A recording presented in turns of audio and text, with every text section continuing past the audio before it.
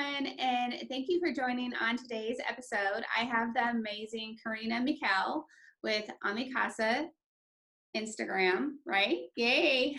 That's correct. Hi. Hi, how you doing? Great. Thank you so much for having me on here. I'm like butterflies in my stomach, so excited.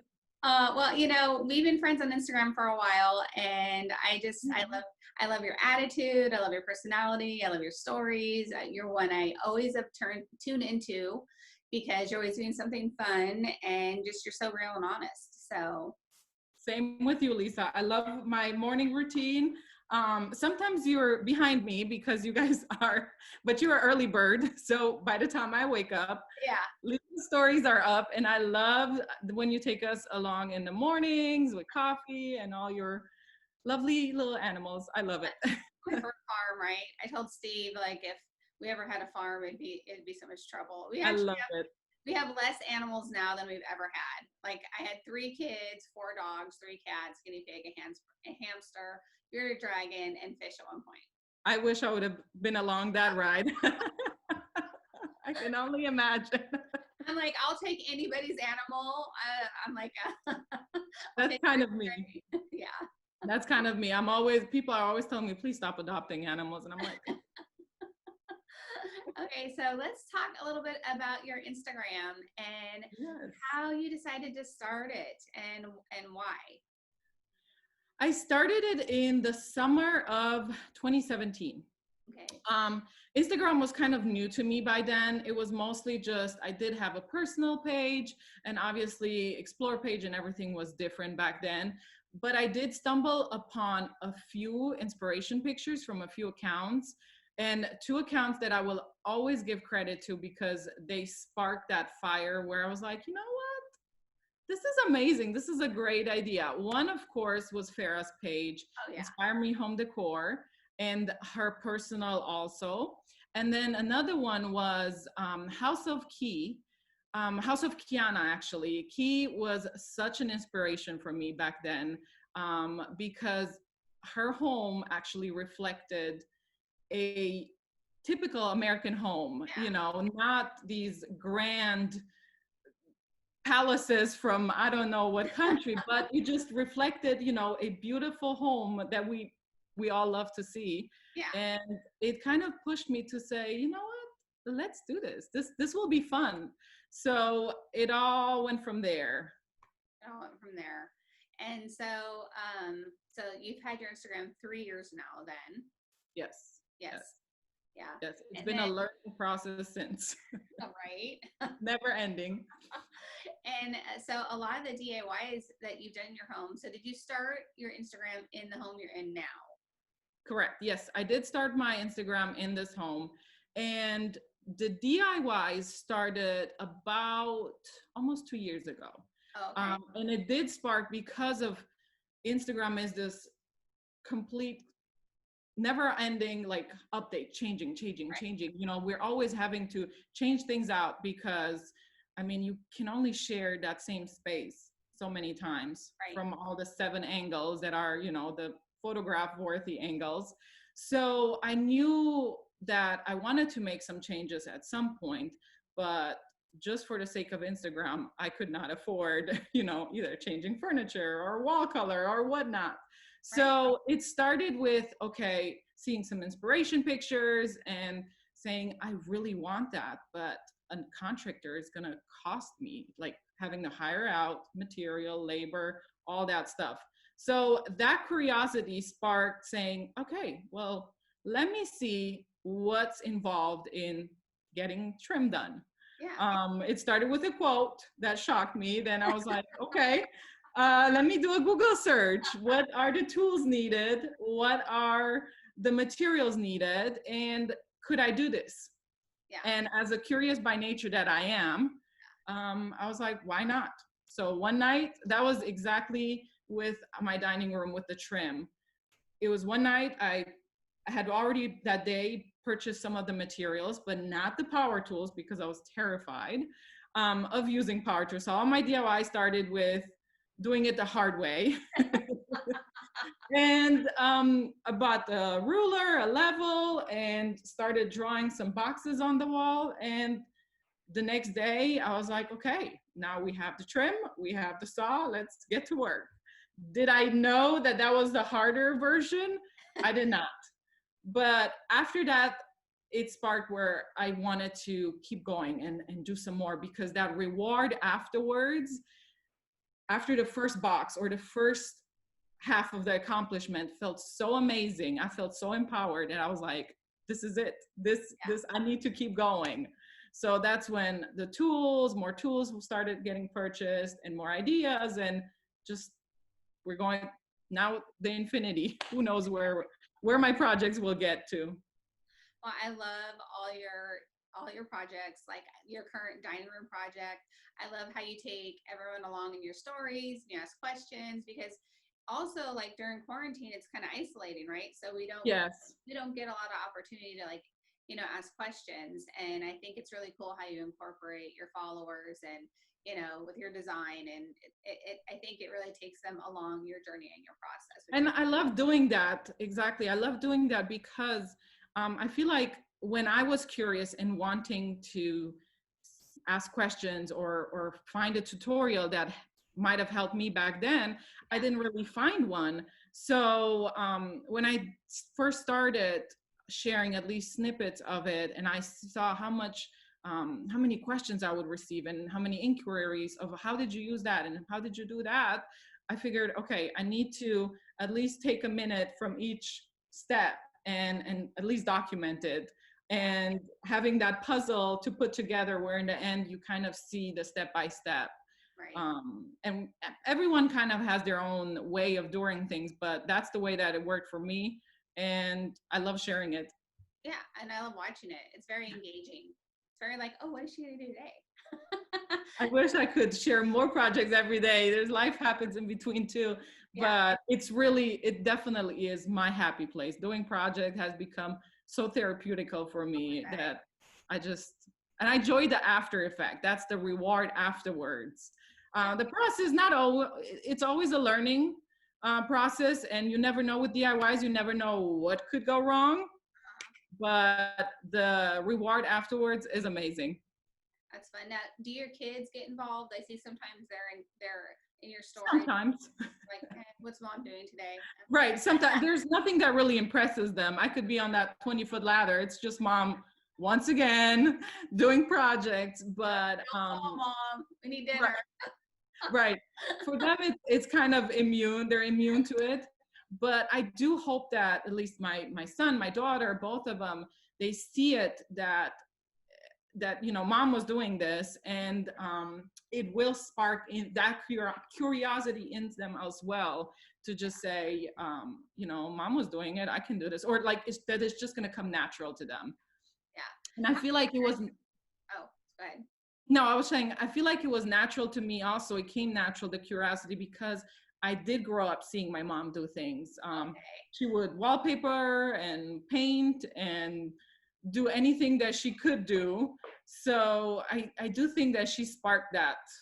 So she was a huge inspiration for you. She definitely was. So I'm forever grateful for that. And I hope to just pass it along. So now, were you handy with her? Did you like jump in with her projects at any time, or Not really. that she did it? It just like you knew it was just something that you enjoyed doing. I didn't know I enjoyed doing until I started doing, Okay. but I enjoy the fact that first of all, I could save money. Yeah. That's something that sparked in me. The saving part is when I got married and had kids. That whole saving and preparing for the future is a huge motivation when it comes to attempting all these projects. The idea that I can save probably a couple $100 is what gets me going and pushes me to, okay, let's try. Let's see what are we saving if we do it or I do it, and what would it cost if we hire out, and if obviously there's lots of things that I might not be brave to attempt. Yeah. I'm no professional. I never claimed to be, but you never know. Yeah. Yeah. No, I love that. I love that so much. Okay, let's see. Do you have a budget when you do a project? Do you like I know like a lot of us, it's kind of like, oh, I'm going to do this. And then it becomes like sometimes twice as much as we thought. But do you at least have a budget and try and stick to that? Always. Okay. Always. And my budget is usually way, I mean, the possibilities are endless, Right.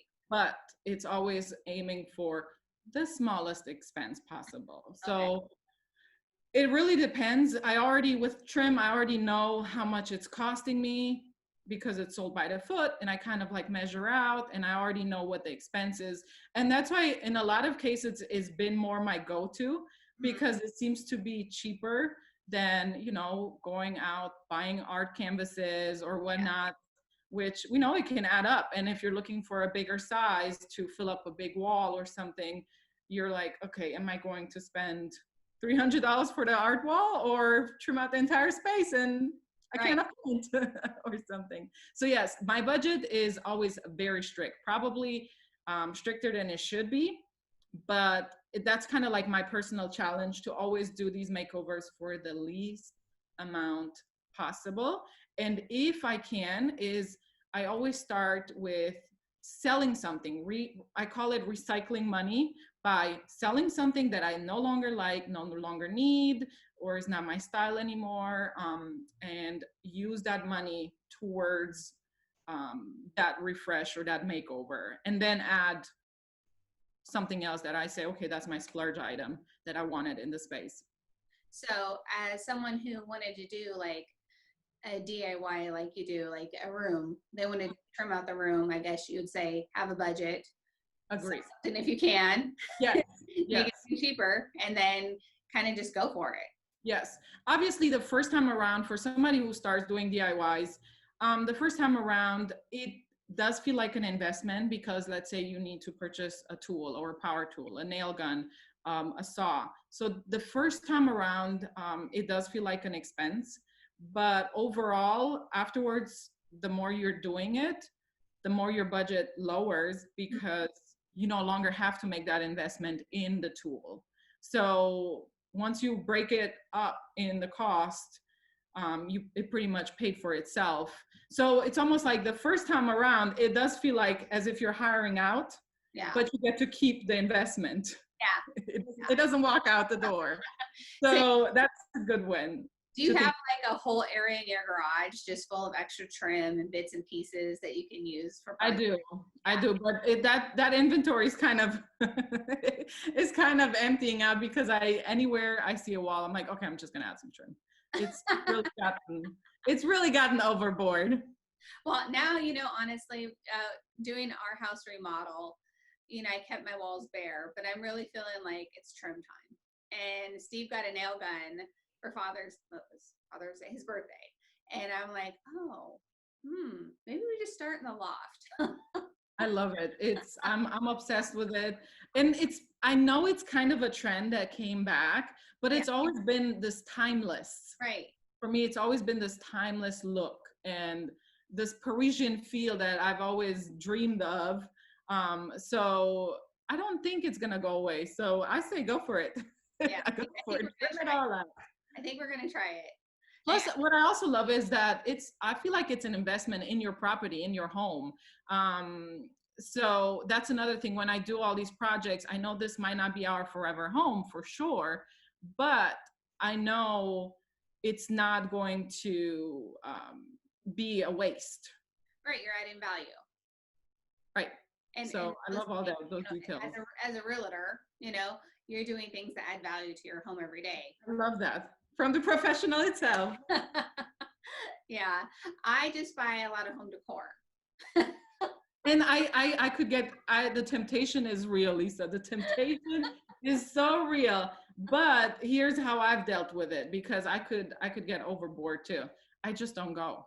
I literally just don't go. And this quarantine has really taught me, like, I don't need it. I don't need to go. And I literally have not been, don't get me wrong, I'm feeling the itch. Yeah. But I have not been in a Home Goods or Burlington or Ross since this started, like back in March. So it might be dangerous when I do go. I know. It was dangerous when I went last week. But I'll have to. Right now I'm trying to kind of work on the spaces and then fill up the corners with, you know, like add on the finishing touches like home decor. Yeah. I think for a long time, we renovated this house and it was a lot of things we couldn't do. I couldn't install, I mean, I might have been able, I've seen your video. I probably could install the floor. I just, it hurt. That was a lot though. I'm old. No, that was a lot. Steve's thrown out his back. And the quotes we got included a lot of the demo. So like we've spent so much money just getting the house updated. And then I think being in an apartment for 2 years and I always had limited decor. Now I just feel like I keep adding because now I have 3 living rooms, whereas before I had 1, Yeah. But quarantine has taught me how can I move things around more? How can I repurpose? What can I spray paint today? Right. And I love that. I can spray paint anything. I love that too. Because, and that's another thing, you know, it's like, it's always that reward, like, okay, I just took this old thing, spray painted it, or even sold it or whatever, repurposed it and made something else out of it. Like that whole makeover per se, I don't know what to call it, effect is the just design amazing. process. Yeah, well, the design process, being able to be creative and repurposing something or upcycling something. Yes. I love a good upcycle, and I see so many good things on Instagram. I'm like, why didn't I think of that? It is. There's the possibilities are endless, and I love it. How could I do that, but a little different? I agree. I'm the small DIYer. Let me stick a sticker on it. But no, you know, you never know where it goes because how I said, I didn't just start doing trim. There was smaller DIYs in between, like, I don't know, changing a doorknob or, stuff like that. And then that confidence builds up. So that's why I always recommend start small. It could be painting your walls. It could be hanging a curtain rod or installing a picture frame or a heavy mirror, even something like a heavy mirror where you learn, okay, there's studs behind that wall and maybe that's the easiest way. So let me find studs or special anchors. And don't be afraid to always, go to Home Depot and those guys on the aisles or Lowe's and just ask them. There's some knowledgeable men out there that will teach you, okay, you want to use this or you don't want to use that. So I've gotten many looks many times where they're like, you're gonna try to do that? Yes, sir. And they're like, okay. And that's what I love about your page is you're teaching women of all ages that they can be self-sufficient. And I love that. I want to continue motivate women doing that because not to say we don't need men, absolutely not. I love my husband. I could not live without him. But to just feel that empowerment that there's really nothing that stops us from doing what we set our mind to. It could be lifting heavy stuff. It could be installing something or doing your own oil change. Why not? Well, there's tons of like my daughter is young and they live in an apartment and they hang up their own curtain rod and like little things like that. Like they're trying to decorate and just doing all those little things and not having to call her dad over or doing this or that, learning things. Your page inspires a lot of that. I agree. And the empowerment only like that first project sparks that fire that from that point on, you're always going to be curious and say, I'm just going to try it. Yeah, I can hang the shelf myself. I don't need to wait, Exactly. Yeah, exactly. I love that. Okay, let's talk about your businesses. So we know that you help clients in your area. So talk a little bit about that. How I do. I was so fortunate to have clients open up their doors and give me the opportunity to redecorate their homes, whether it was small things with just arranging furniture or doing more major transformations, adding trim, reinstalling chandeliers, which is what I offer when I do work on my design projects with local clients. So that helped me, how I said, I don't claim to be a designer, more of like a self-taught decorator. And I love the fact that it gave them the makeover and the style that they were looking to have in their space, and me the opportunity to build up my portfolio and share more inspiration and have more content for my page also. Yeah, and you can just take on clients as you have time or time allows. Yes, yes, yes. I like to really dedicate myself when I'm working with one, maybe two clients at a time. I am all involved in it, so I really don't have much availability always because I'm only, one project could take 6 to 8 to 12 weeks, all depends. Yeah. So, but I love dedicating myself to the makeover. And then at Christmas, you do so many Christmas trees, right? The most wonderful time of the year. Which I love it. starting with, right? Because all the Christmas pictures on Instagram, I'm like, I haven't even thought about it yet. It's perfect, right? Christmas in July. Yes, and then around Christmas, I offer a holiday packet, which is basically decorating your home for Christmas. I either offer and bring the decor also, or I just work with what the client has and maybe add on some items that I know are required to give you that full effect of having that wow Christmas tree.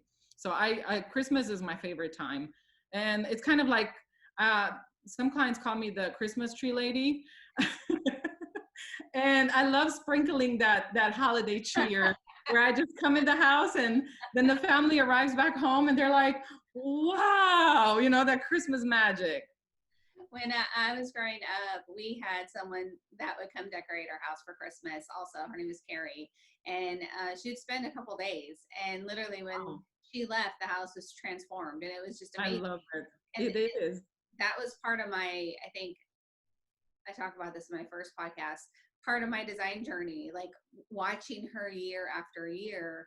Yeah. Because my mom, I love her. She's super crafty in different ways, but home and other things, that wasn't her thing. So she hired people, which was great. And I would sit and watch as a child. And right. I think that's really what inspired me. And so every year, once I had my own house and was able to decorate it myself and just keep adding on and adding on, and right. Now with Instagram, I get to share that with other people, which is awesome. Exactly. And it's these things that, kind of, create memories for us. Yeah. Seeing these processes happen that sparks that curiosity that it just goes from there. You never know where it could be, a business where somebody just does Christmas trees or design projects or e-designs, and I love that. The creative part is amazing. Yeah, me too. I love the creative part.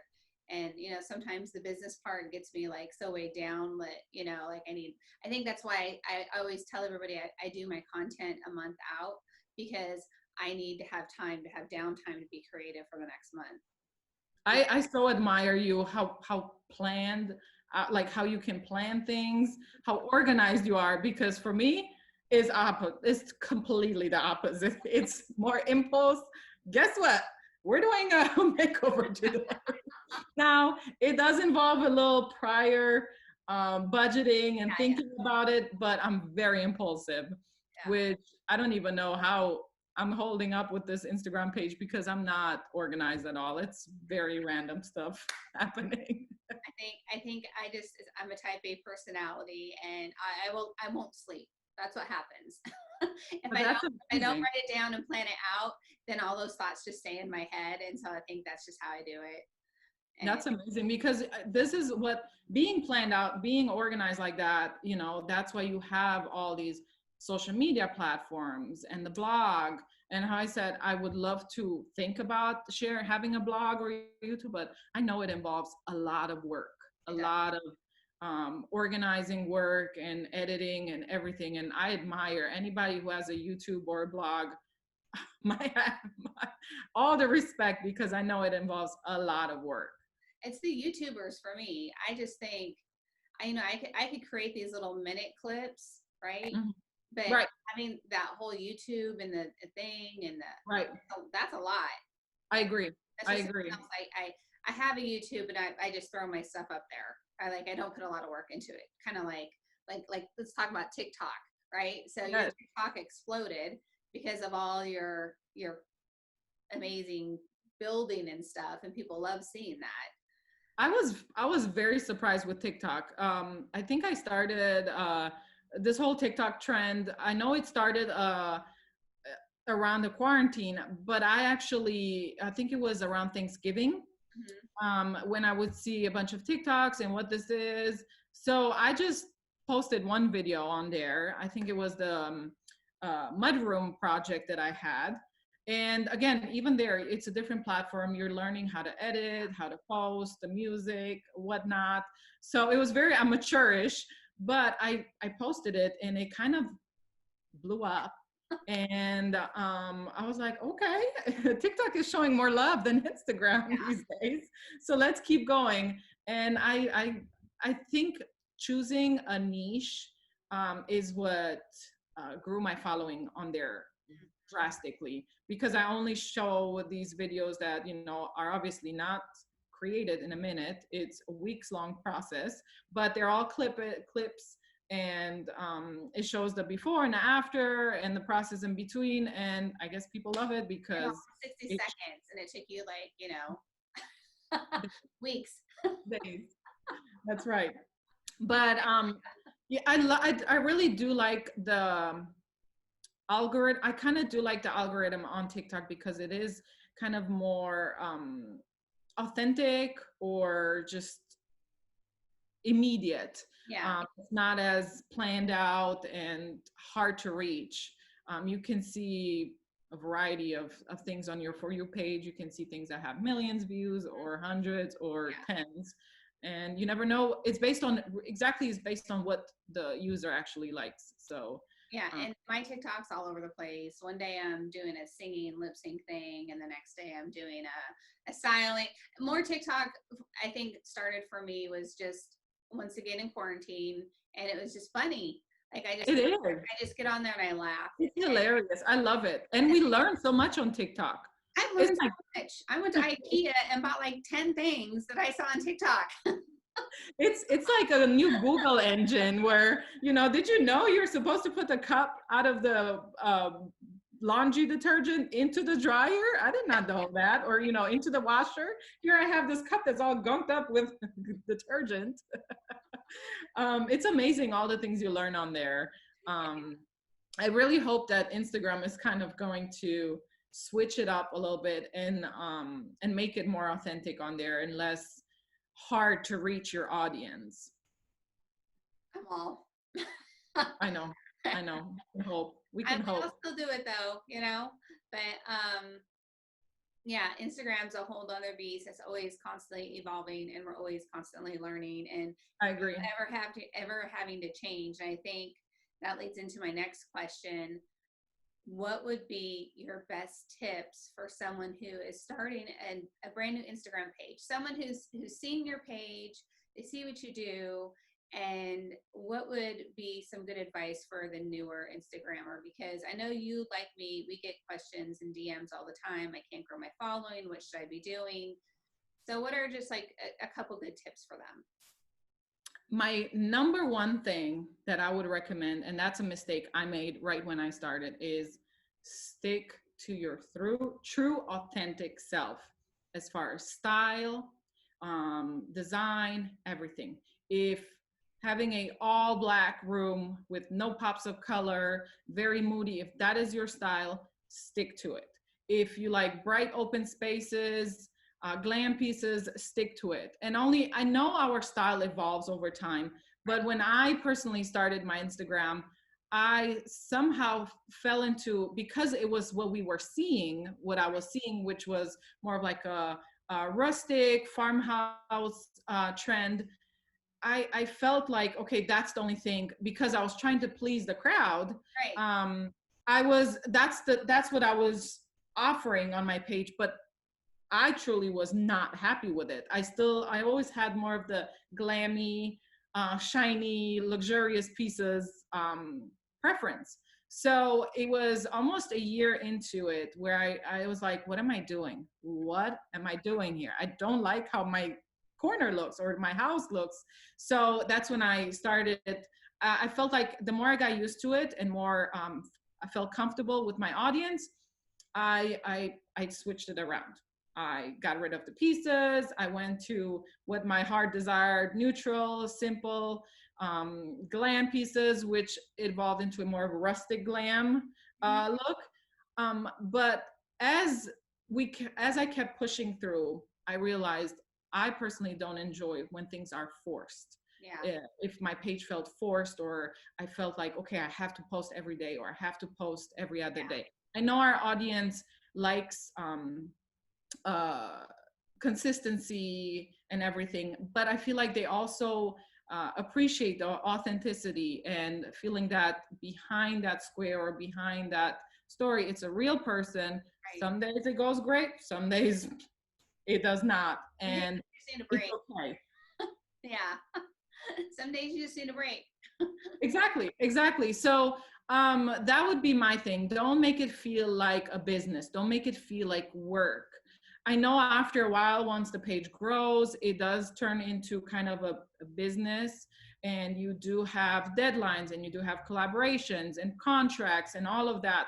But don't let that feel it. Don't let that make it into, oh, I have to post, so let me just throw something out there just because I have to post. Because um, I feel like they're gonna notice when the authenticity and it's not pleasant to you. And a lot of people get burned out.